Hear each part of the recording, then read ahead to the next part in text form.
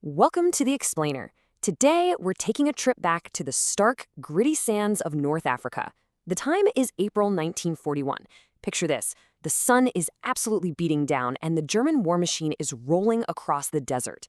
It's like this unstoppable wave of steel that's just crushing everything in its path.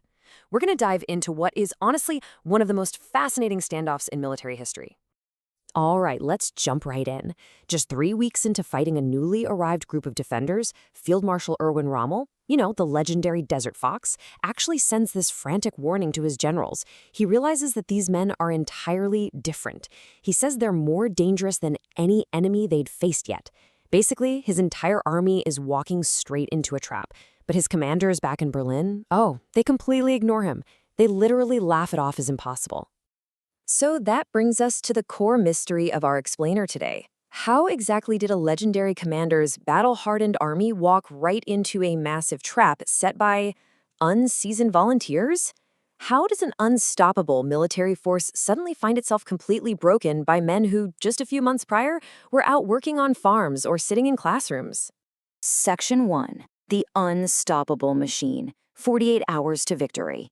To really grasp this trap, we've got to look at the sheer hubris of the German high command. See, up to this point, Rommel's blitzkrieg was moving incredibly fast, like 30 to 40 miles every single day. He'd pushed the British back 500 miles in just 12 days. So the generals in Berlin, they look at this tiny port city of Tobruk on a map and confidently declare, yep, it'll fall in exactly 48 hours.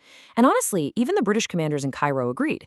They were frantically drawing up escape routes because they were convinced that standing and fighting was just pure suicide. Everyone just assumed these colonial troops couldn't possibly understand modern warfare. And the numbers kind of explain their blinding confidence. Surrounding the city were 45,000 of the best-equipped, best-trained German soldiers in the world. I mean, these are the guys who conquered Poland in 4 weeks and France in 6. But trapped inside, just 15,000 Australian volunteers. And remember, these weren't professional soldiers. They were shopkeepers, students, farmers. The math simply did not add up for the defenders. Section 2. The Colonial Underdogs. Enter General Morshead. What the Germans, and honestly the British establishment too, hadn't accounted for was the leadership of a World War I veteran named General Leslie Morshead. This guy knew what real combat felt like. Now, the British instinct was to pull back, right? To rely on those training manuals that say if you're outgunned, you retreat and fight another day. But Morshead, he gathers his officers in that brutal desert heat, looks them right in the eye, and delivers this absolute, chilling directive. No surrender, no retreat. Section 3. Rewriting the rules, the anatomy of an active defense. So, with retreat totally off the table, the Australians just threw the military rulebook completely out the window. Usually, traditional defense is passive. You build walls, you sit behind them, and you wait. But Morshead designed an active defense. His engineers went out and plotted this interlocking ring of 56 fighting positions, spaced every 1,200 yards around a 30-mile perimeter. They dug a 200-foot underground tunnel network right into the rocky earth and covered their positions with tangled barbed wire. And we're talking wire so thick it would take a man 10 minutes just to crawl through it. They weren't just going to sit and wait for the attack. They were going to patrol the desert and hunt the enemy. Section 4. The rats own the night. Psychological warfare in the desert.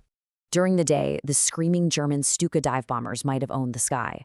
But the night was an absolute nightmare for the Germans.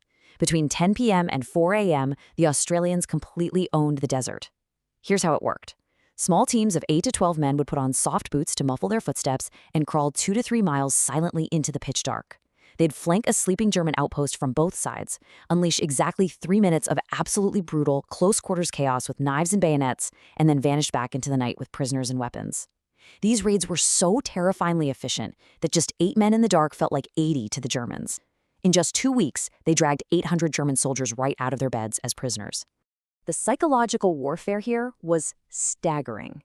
Captured Germans actually revealed that their units were so terrified of the dark, they were literally drawing straws to avoid night guard duty. They were so spooked, they started calling the Australians rats. But rather than being insulted, the Australians enthusiastically embraced it. They weaponized the insult. They painted rats on their vehicles and wore the title Rats of Tobruk as this legendary badge of honor. And the result of these tactics? Completely devastating. On April 13th, Rommel launches his first massive assault, fully expecting overwhelming force to crush the defenders. While the Australians let the tanks get super close, blast them with hidden anti-tank guns, and physically jam explosives right into the treads.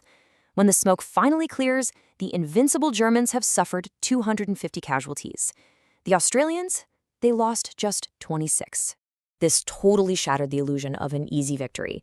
By May 3rd, Rommel's official diaries had completely shifted from total confidence to deep frustration. He's practically begging Berlin not to underestimate these troops, writing into the official military record that these colonials, quote, fight like devils. But Berlin, they just kept sending more men and tanks, stubbornly clinging to their original assumptions. Section 5. The Supply Lifeline, maintained by 72 destroyers in the dark.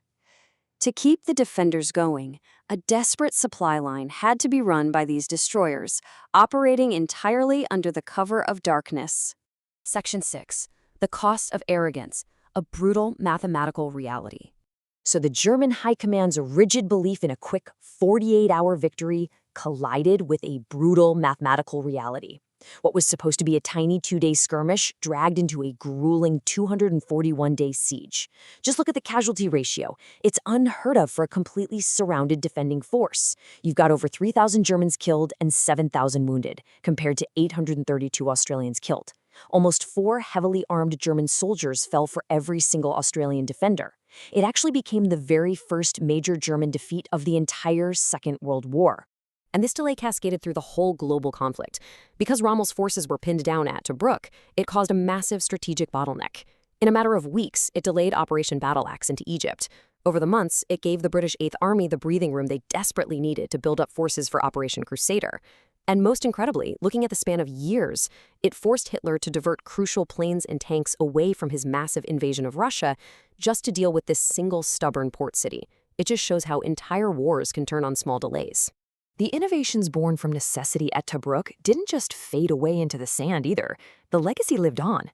British Special Forces actually visited the city, took notes, and those exact tactics directly inspired the training programs of the newly formed British Special Air Service, the SAS. By 1942, these defensive strategies were being taught to U.S. Army Rangers. This idea of defending a city through constant patrols and underground tunnels effectively birthed modern urban warfare doctrine used worldwide today. Ultimately, it proved once and for all that flexibility and independent thinking can entirely defeat rigid command structures. Section 7. The Modern Lesson. The Danger of Deadly Assumptions. This brings us to the immense danger of deadly assumptions. We've seen this repeated throughout history, haven't we? Conventional military powers failing because they completely dismiss unconventional opponents. They rely so heavily on technology and doctrine that they forget human determination can literally rewrite the rules.